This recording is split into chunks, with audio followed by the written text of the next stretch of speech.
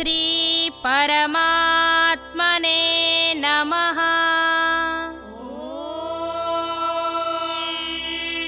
श्री परमात्मने नमः। श्रीमद्भगवद्गीता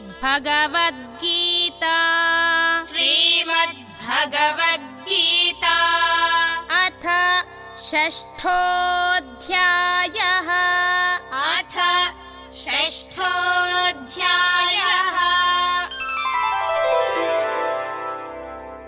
श्रीभगवानुवाच श्रीभगवानुवाच ज्ञानविज्ञानतृप्तात्मा ज्ञानविज्ञानतृप्तात्मा कूटस्थो विजितेन्द्रियः कूटस्थो विजितेन्द्रियः युक्त इत्युच्यते योगी युक्त इत्युच्यते योगी समलोष्टाश्मकाञ्चनः समलोष्टाश्मकाञ्चनः।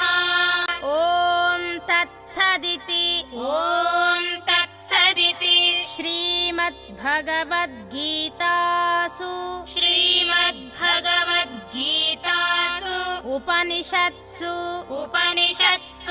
ब्रह्मविद्यायां ब्रह्मविद्यायां योगशास्त्रे श्रीकृष्णार्जुनसंवादे श्रीकृष्णार्जुनसंवादे